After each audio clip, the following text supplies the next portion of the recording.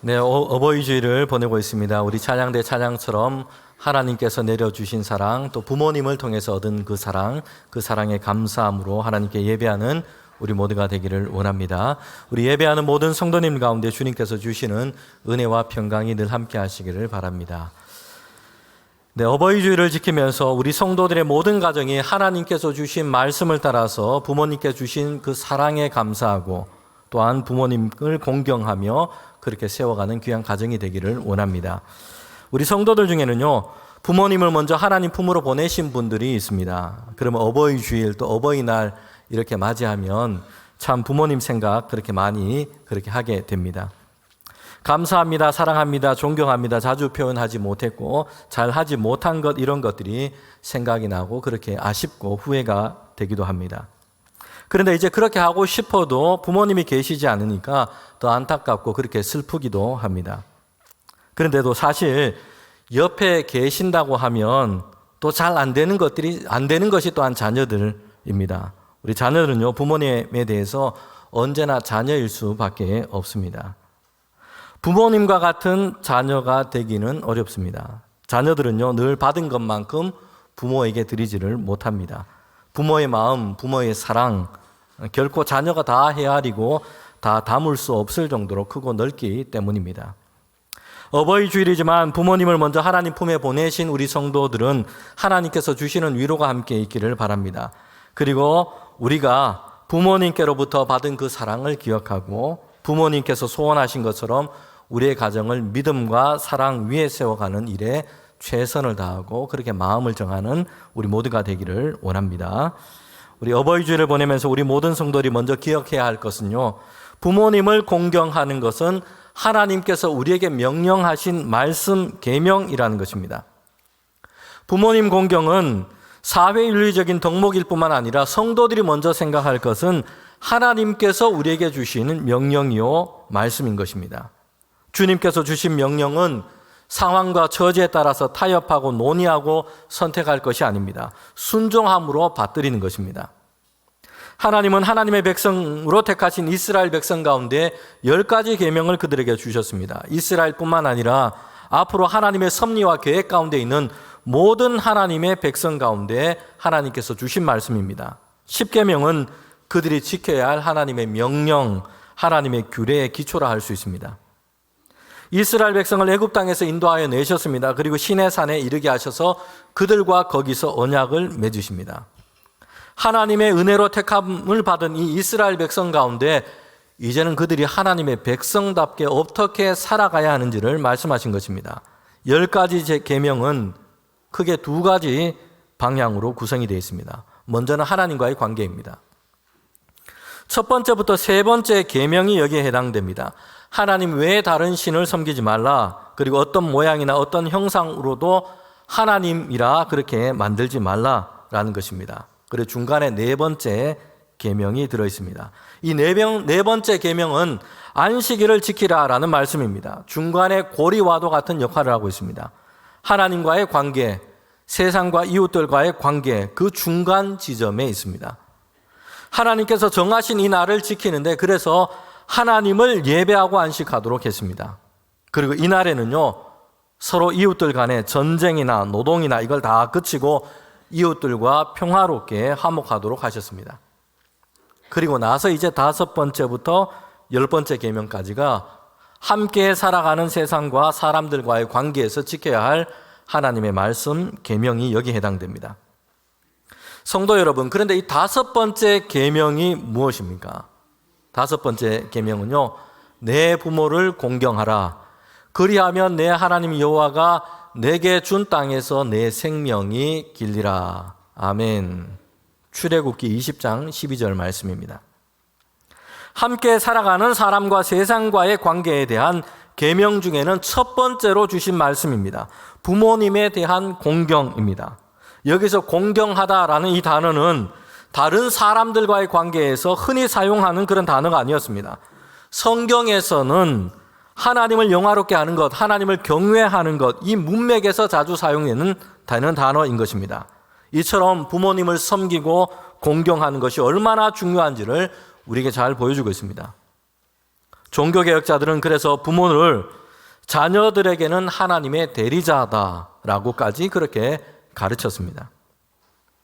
구약 성경뿐만 아니라 신약 성경에 보면 사도 바울이 부모님을 공경할 것, 순종할 것, 이 제5계명을 다시 강조해서 반복해서 말씀하고 있는 것을 보게 됩니다. 교회 성도들에게 하나님의 말씀을 가지고 건면하고 있습니다. 에베소서 6장 1절부터 3절 말씀인데 저와 여러분이 이 말씀을 함께 읽도록 하겠습니다. 자녀들아 주 안에서 너희 부모에게 순종하라. 이것이 옳으니라. 내 아버지와 어머니를 공경하라.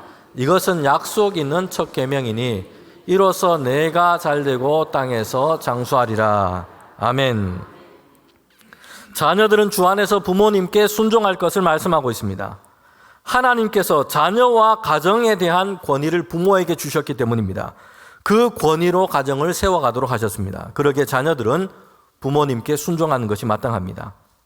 주 안에서 순종하라 라고 얘기했습니다. 그러니 부모님들은 하나님의 말씀으로 자녀들에게 얘기하고 자녀들은 부모에게 순종하는 것, 이것이 하나님의 뜻인 것입니다.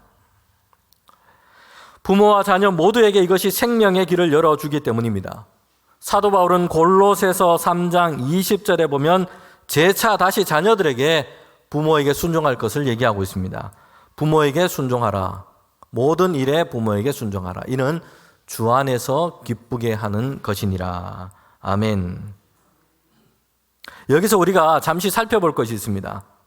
부모에게 순종하라.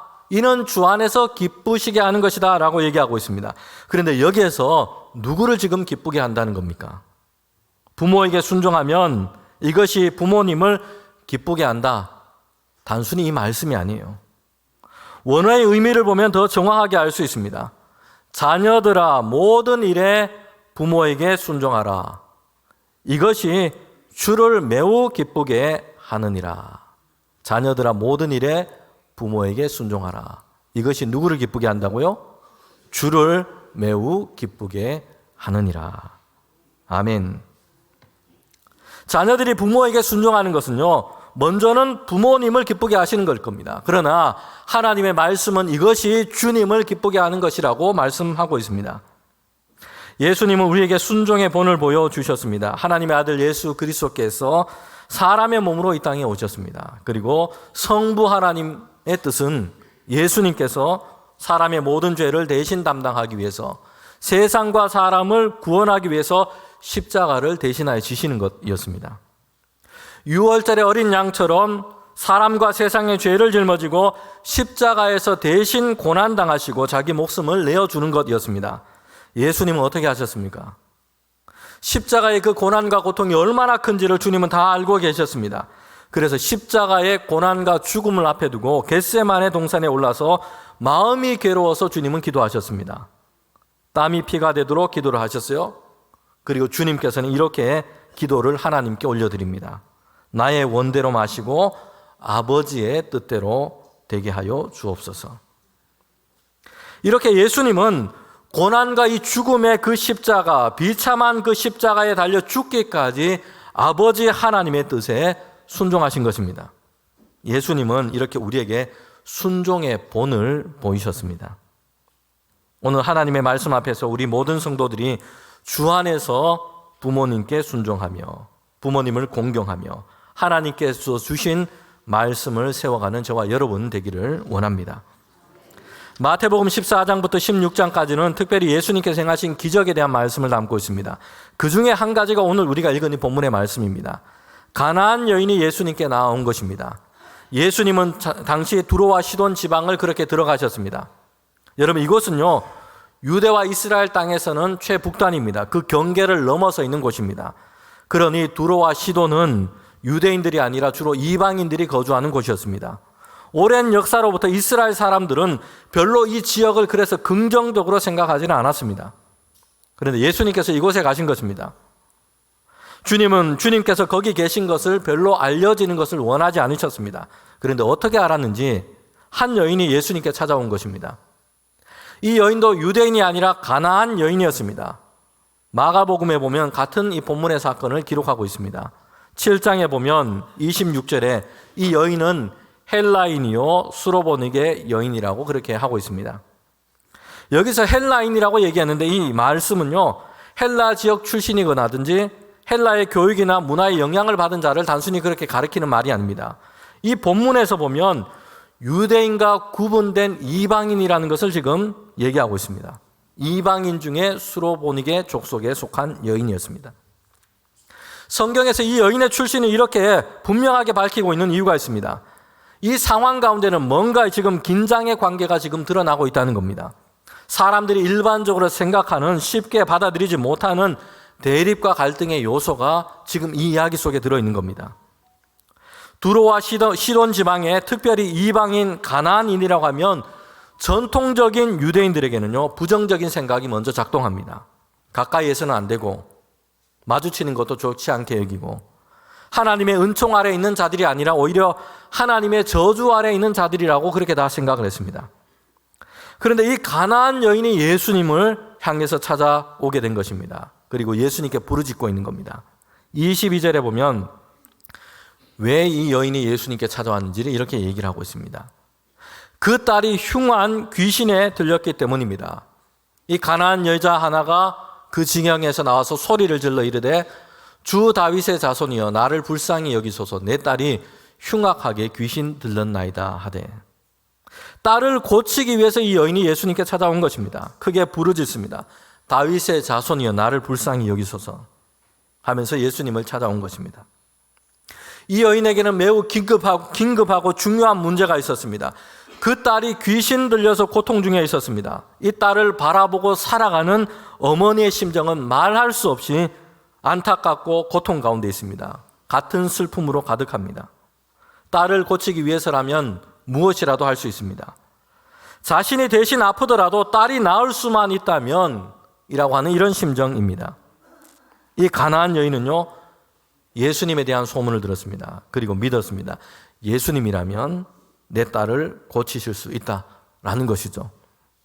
그래서 주변의 사람들의 이 시선은 아랑곳하지 않습니다. 사람들이 어디 가나안 여자가 감히 이렇게 멸시와 비난을 쏟아낼 것을 다 생각했습니다. 그럼에도 개의치 않고 주님 앞에 나온 겁니다. 딸을 고치겠다는 심정으로 예수님께 부르짖으며 그렇게 찾아온 것입니다. 자, 그런데 오늘 본문을 보면 전혀 의외의 광경을 우리가 본문을 통해서 보게 됩니다. 예수님이 여인에 대해서 어떻게 지금 행하셨는지 그 모습 때문입니다. 가나안 여인은 다윗의 자손이여 나를 불쌍히 여기소서라고 주님을 부르면서 내 딸이 흉한 귀신에 들렸습니다라고 외치고 있습니다. 자신의 딸을 좀 고쳐달라고 지금 부르짖고 있습니다. 그런데 예수님께서 어떻게 하셨습니까? 23절에 보면 한 말씀도 대답하지 아니하시고 제자들과 가는 길을 지금 가고 계시다는 겁니다. 예수님께서는 분명히 가나안 여인의 부르짖음을 들으셨어요. 못 들으신 것이 아니었습니다. 제자들과 주변 사람들도 다 들을 수 있도록 크게 외치고 있기 때문입니다. 그런데 어찌된 일인지 예수님은 들은 척도 하지 아니하시고 한 말씀도 하지 아니하시고 그렇게 지나가고 계시다는 것이요. 여러분 여기에서 이미 가나안 여인은요 마음이 사실 상할 만합니다. 사실 우리가 이런 일로 마음이 상할 때가 많지 않습니까? 정말 의도하지 않았고 정말 그런 일이 아니는데 잘 못 듣고 잘 못 보고 일어난 일인데도 오해해서 마음이 상하는 일들이 얼마나 많습니까? 여러분 그런데 본문에서 예수님은요 분명히 이 여인이 외치고 있는 소리를 다 들으셨어요. 그런데도 한 말씀도 하지 아니하시고 그냥 지나가신 것입니다. 오히려 가까이 있던 제자들이 예수님께 와서 이야기를 합니다. 여인이 저렇게 부르짖고 있습니다. 외치고 있는데 주님 어떻게 말씀을 좀 하시든지 아니면 돌려보내시든지 그렇게 해야 하지 않겠습니까? 라고 제자들이 예수님께 와서 이야기를 하고 있다는 겁니다. 예수님의 이 냉담함은 여기에서 끝이 아니었습니다. 그 다음 장면은 사실 우리를 더욱더 충격에 빠뜨리게 합니다. 가나안 여인이요 예수님 앞에까지 왔습니다. 예수님께 엎드려서 절을 하면서 간곡하게 요청합니다. 주여 저를 좀 도와주십시오.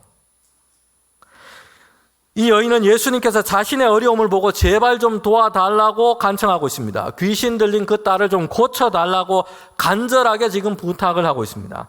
그런데 여러분, 이때 주님께서 이 여인에게 하신 말씀이 뭡니까? 26절입니다. 26절에 보면 대답에 이르시되 자녀의 떡을 취하여 개들에게 던짐이 마땅하지 아니하니라. 여기서 보면, 이 말씀을 보면 우리의 귀를 의심하게 하는 단어가 나오고 있습니다. 정말 예수님께서 그런 말씀을, 어떻게 예수님께서 이런 말씀을 하시지? 이런 생각을 하게 만듭니다. 예수님은 이 여인을 빗대어서 지금 개라는 이 단어를 지금 사용하고 계십니다. 마치 이 여인을 개처럼 지금 취급하시는 것처럼 이렇게 말씀하고 계시다는 겁니다. 성도 여러분, 만약에 우리가 이 여인의 입장이라고 한번 생각해 보세요. 이 여인이 들었던 이 말을 다른 사람들에게 우리가 들었다고 한번 생각해 보십시오. 그러면요, 이게 난리가 나는 일입니다. 아무리 그래도 개가 뭐냐, 내가 좀 어려움이 있고 부탁할 일이 있어서 찾아왔다고 해도 그렇지 어떻게 사람을 지금 개처럼 취급하느냐, 속에서 화가 지금 끓어오르고요. 다시는 내가 당신하고 말을 섞지 않겠다, 마음이 상해서 그렇게 떠나갈 겁니다. 우리나라에서도요, 이 안 좋은 것에는 이 개라는 단어를 사실 많이 붙입니다. 모양이 안 예뻐서 잔치상에 못 올리는 그런 떡을 뭐라고 얘기합니까? 개떡이라고 그렇게 얘기합니다. 그죠? 자기 마음대로 행동하고 부모나 선생님의 이 교훈을 듣지 않습니다. 무시합니다. 온갖 안 좋은 행실로 그렇게 어렵게 만드는 이 사람을 가리켜서 개망난이라고도 얘기를 합니다. 모양은 그럴듯한데, 색깔은 그럴듯한데 맛이 없으면 빛 좋은 개살구가 됩니다. 밤에 자다가 꿈을 꿨어요. 그런데 아무 의미도 없고 별로 기억도 나지 않는 이런 기억할 만하지 못한 그런 꿈을 꿨습니다. 별로 가치가 없는 그런 꿈이었습니다. 그런 꿈은 뭐라고 얘기합니까? 개꿈입니다.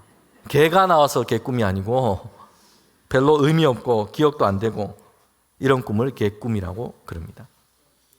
우리나라에서는요, 욕설에도 그렇게 많이 붙이는 것이 개입니다. 이처럼 개라는 것은요, 별로 쓸데없고 헛되고 질이 떨어지고 이럴 때 붙입니다. 그리고 온갖 욕설에 사용돼서 상스럽게 사용되는 말이 바로 개입니다. 그런데 과거 예수님 시대의 유대와 인근 지역에서도 개라는 것은요, 결코 좋은 의미로 그렇게 사용되지 않았습니다. 우리나라에서와 별반 차이가 없습니다. 개라고 하는 것은 상스럽고 쓸데없고 가치없고 이런 대상을 향해서 개에 빗대서 이렇게 이야기를 했습니다.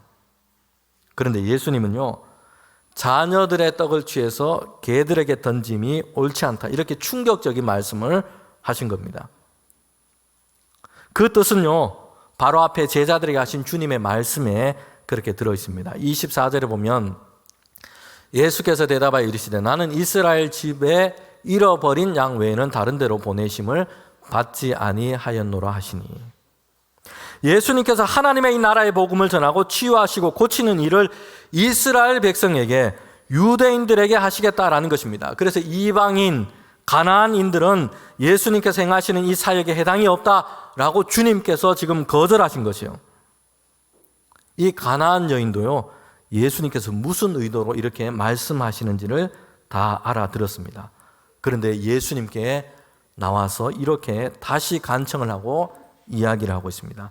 27절 말씀에 보면 여자가 이르되 주여 올소이다마는 개들도 제 주인의 상에서 떨어지는 부스러기를 먹나이다 하니. 여러분, 이 여인의 대답을 한번 보십시오. 사실 우리를 놀랍게 합니다. 예수님께서 생각지도 못하는, 마치 개 취급을 하는 이런 말씀을 하셔서 그렇게 하셨는데 거절을 해버리셨어요. 이것도 우리를 놀랍게 하지만 더 놀라운 것은 이 말씀을 들은 이 가나안 여인의 반응이었습니다. 그의 대답이었습니다. 개들도 제 주인의 상에서 떨어지는 부스러기를 먹나이다. 여인의 대답은요, 자신에게 개에 빗대서 하신 이 모욕으로 들릴 수 있는 그 말을 그대로 받아들이고 있어요. 여러분, 어떻게 그럴 수 있습니까? 화를 내면서 분노를 쏟아내는 것도 정말 당연한 것처럼 느껴집니다. 그런데 한 걸음 더 나아가서 이 여인은 이렇게 대답합니다. 부스럭이라도 좋으니까 그 은혜를 우리에게 베풀어 달라라고 예수님께 요청을 합니다. 가나안 여인은 왜 지금 이렇게 하고 있는 걸까요? 예수님께서 이 여인에게 대하신 것을 보면 자존심이 상해서 화를 내고 돌아가는 것이 전혀 이상하지 않습니다. 그런데 이 여인은 부스럭이라도 유대인들에게 주고 다 남은 것이라도 그런 은혜라도 내게 좀 베풀어 달라라고 엎드려서 간청을 하고 있습니다. 여러분, 그 이유는 한 가지입니다. 딸에 대한 사랑, 자녀에 대한 사랑 때문입니다. 이 여인에게는 자신의 자존심이나 체면이 전혀 문제가 되지 않고 있습니다. 지금 간청하고 있는 그 일 앞에서는 아무것도 무엇도 이것보다 더 중요하지가 않습니다. 귀신 들려서 고통을 당하고 있는 그 딸을 고치고 살리기 위해서라면 아무것도 아깝지 않습니다. 다른 것은 그 어떤 것도 더 긴급하거나 더 중요하지가 않습니다. 딸에 대한 사랑으로 가득하기 때문입니다. 어머니, 부모란 여러분 그런 존재인 것입니다. 유대인의 탈무드에 보면 하나님께서 너무 바쁘셔서 인간에게 대신 어머니를 주셨다. 하나님은 모든 곳에 있을 수 없기 때문에 대신해서 어머니를 만드셨다. 이렇게 이야기가 나옵니다. 여러분, 이 말의 본래 의미는요, 하나님의 어떤 존재, 하나님의 활동을 지금 제한하고 있는 그런 말이 아닙니다. 하나님은 모든 곳에서 모든 일을 행하실 수 있는 전능하신 분이십니다. 탈무드에서 이렇게 말한 것은요, 어머니의 사랑이 지금 어떠한지를 얘기하고자 하는 것입니다. 그리고 어머니의 존재를 통해서 사람들이 하나님의 그 사랑을 느끼고 깨달을 수 있다는 것을 얘기를 해주고 있습니다. 부모님의 사랑은 이처럼 위대합니다. 하나님의 사랑을 간접적으로 가장 잘 보여줄 수 있는 존재가 부모님이요, 부모가 자녀에게 주는 그 사랑인 것입니다. 여러분, 그런 의미에서 신앙을 가진 우리 부모들은요, 우리에게 주신 가장 중요한 사명은 하나님의 사랑이 어떠한지를 자녀들에게 보여주는 것입니다. 오늘 본문에서 이 가나안 여인의 모습과 행동은 이것을 우리에게 잘 보여줄 것입니다. 귀신 들린 딸, 아픈 딸을 고치기 위해서였습니다. 딸에 대한 그 사랑으로 인해서 자신은 지금 개 취급당해도 괜찮다라는 것입니다. 부스럭이 은혜라고 달라고 그렇게 간청을 하고 있습니다. 어머니의 이 사랑은 자신을 내어주는 사랑입니다. 다른 어떤 것도 끼어들지 않는 순도 100%의 순전한 사랑입니다. 가나안 여인은 딸에 대한 이 사랑으로 인해서 철저하게 예수님 앞에서 긍휼과 은혜를 지금 붙들고 있습니다. 그리고 예수님은 이 여인의 믿음을 보시고 그의 간청을 들어주십니다. 28절에 보면 여자여 내 믿음이 크도다 내 소원대로 되리라 하시니 그때에 그의 딸이 나으니라. 아멘. 한참 오래전 일이었습니다. 세계 여러 곳에 있는 영국 문화원에서 이제 설문조사를 했습니다. 영어 단어 중에 가장 아름다운 단어가 무엇인가 라는 물음이었습니다. 그리고 70등까지 순위를 이렇게 매겨서 발표를 했습니다. 1위가 무엇이었을까요? 네, 1위는 mother, 어머니였습니다. 2위는 뭘까요? father, 아버지라고 생각을 하시겠지만, 아버지들은 그렇게 생각하시겠지만 아쉽습니다. 아닙니다. 2위는 열정이라고 하는 패션이라는 단어였고요. 3위는 스마일, 미소였습니다. 4위는 사랑, 러브였습니다. 40위는 호박이었습니다. 50위는 캥거루였습니다. 예상하시는 것처럼 70등까지 다 했지만 아버지라는 단어는 없었습니다.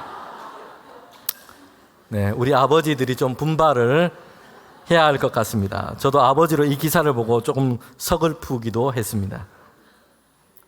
우리나라에서는 5월 8일을 어버이날로 그렇게 정해 놓았습니다. 그런데 1956년에 처음 제정될 때는 그 명칭이 어머니날이었습니다. 그러다가 1973년에 어버이날로 그렇게 바꾸었다고 합니다. 어머니들을 위한 잔치였는데 아버지들이 좀 안 돼 보여서 그렇게 끼워준 것 같다라는 생각이 듭니다. 제가 독일에서 생활해 보니까요, 지금까지도 거기에는 무터탁, 어머니 날로 그렇게 부르고 있습니다. 그래도 우리 한국이 좀 좋습니다. 아버지들 좀 끼워줬습니다. 네, 아버지 날, 어버이날로 그렇게 바꿨습니다. 제가 지난 주간에 참 좋은 기사를 하나 보게 되었습니다. 어느 교회에서 2008년부터 부모님을 위한 기도하는 특별한 새벽기도회, 특별 새벽기도회를 그렇게 하고 있다는 겁니다. 매년 어버이날인 5월 8일에 새벽이었습니다. 청년들과 자녀들이 모여서 부모님을 위해서 기도하는 특별 새벽기도회 시간을 갖고 있습니다. 정말 이름처럼 특별한 특별 새벽기도회구나 라는 이런 생각이 들었습니다. 보통은요, 자녀들을 위해서 이렇게 기도하지 않습니까? 우리 교회도 새학기가 되면 새벽기도회를 하는데 청년들과 어린 자녀들이 나오고 부모님들이 함께 나와서 이렇게 기도합니다. 그런데 주제는 주로 자녀들을 위한 기도입니다. 그 외에도 교회마다 대부분 기도 모임은요, 부모가 자녀들을 위해서 기도하는 것입니다. 부모님들을 위해서 기도하는 특별한 기도회는 잘 보지를 못했습니다.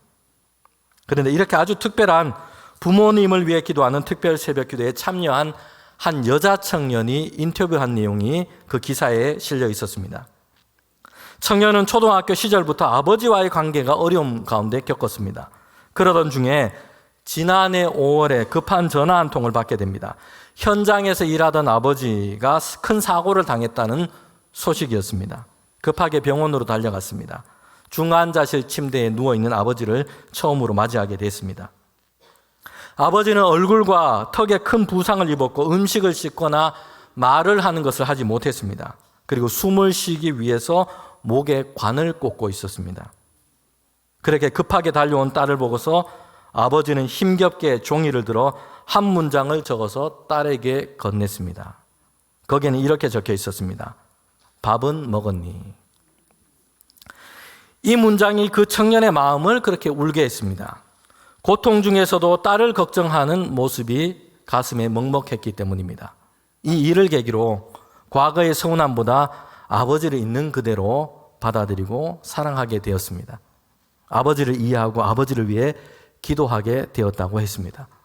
이번 새벽 기도에도 그래서 아버지를 위해 기도했고 부모님의 사랑을 더 깊이 깨닫게 되었다고 대답을 했습니다. 여러분, 뼈가 부서지고 얼굴과 턱에 부상을 입고 숨조차 가쁘게 쉬면서 그 고통 중에 아버지가 건넨 그 쪽지에는 밥은 먹었니? 자녀에 대한 사랑, 이것이 거기에 적혀 있었던 것입니다. 이것이 참 마음의 여운으로 저에게도 남아 있습니다. 아버지라는 단어는요, 사람들이 생각하는 아름다운 단어 중에 70등 밖에 있다고 해도 여러분, 아버지의 사랑에서 자녀들은 언제나 가장 위에 있지 않을까 생각이 됩니다. 부모의 사랑은 하나님의 사랑이 어떠한지를 보여줍니다. 부모의 사랑은 조건 없는 사랑입니다. 자신을 내어주는 사랑입니다. 할 수만 있다면 대신 아프고 대신 힘들고 그렇게라도 해주고 싶은 사랑입니다. 그러나 부모는 사람이기에 그렇게 하지 못합니다. 그러나 하나님께서는 세상과 사람들을 위해서, 오늘 우리를 위해서 그렇게 하셨습니다.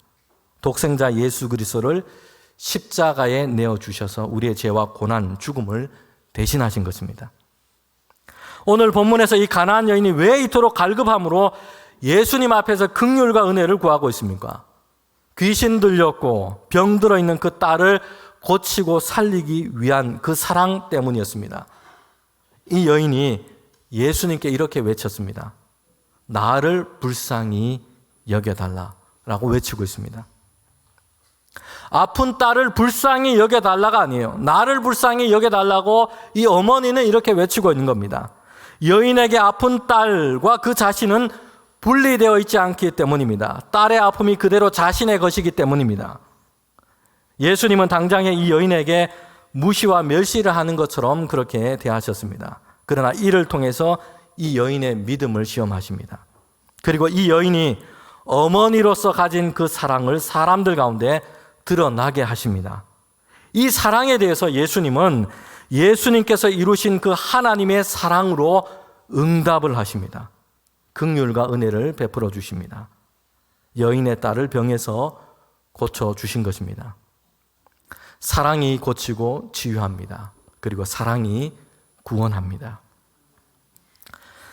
심순덕이라고 하는 시인이 쓴 글이 있는데요. 마지막으로 제가 일부를 여러분에게 읽어드리고 오늘 말씀을 마치고자 합니다. 어머니는 그래도 되는 줄 알았다라는 제목의 시입니다. 이 시인은요, 31살의 어머니를 먼저 보냈습니다. 그리고 그 그리움에 이 시를 쓰게 되었다고 합니다. 엄마는 그래도 되는 줄 알았다. 하루 종일 밭에서 죽어라 힘들게 일해도 엄마는 그래도 되는 줄 알았다. 찬밥 한 덩이로 대충 부뚜막에 앉아 점심을 때워도 엄마는 그래도 되는 줄 알았다. 배부르다 생각 없다 식구들 다 먹이고 굶어도 엄마는 그래도 되는 줄 알았다. 아버지 화내고 자식들이 속 썩여도 전혀 끄떡없는 엄마는 그래도 되는 줄 알았다. 외할머니 보고 싶다. 외할머니 보고 싶다. 그것이 그냥 넋두리인 줄만. 한밤중 자다 깨어 방 구석에서 한없이 소리 죽여 울던 엄마를 본 후엔 엄마는 그러면 안 되는 것이었다. 여러분, 젊은 세대가 보아온 엄마의 모습은 이것과는 좀 다를 수도 있겠다 생각이 듭니다. 그러나 자녀에 대한 사랑은 똑같습니다. 오늘 어버이 주일을 보내면서 아버지이기 때문에, 어머니이기 때문에 그래도 되는 줄 알았다 이렇게 하지 말고요, 하나님의 사랑을 보여준 부모님께 감사와 존경의 마음을 드리면 좋겠습니다. 많은 것을 드리는 것보다 그 사랑을 진심으로 깊이 알아주는 것, 이것이 부모님에게는 큰 기쁨이 될 것입니다. 우리 부모들은요, 자녀들이 예수 그리스도의 그 십자가 사랑 안에서 하나님의 그 사랑을 만나기 전까지 끝없이 하나님의 사랑이 어떠한지를 보여주는 하나님의 사랑의 대리자가 되기를 원합니다. 그리고 자녀들은 부모님, 주님 안에서 부모님께 순종하고 공경합시다. 이것은 주님이 매우 기뻐하시는 것입니다. 함께 기도드리겠습니다.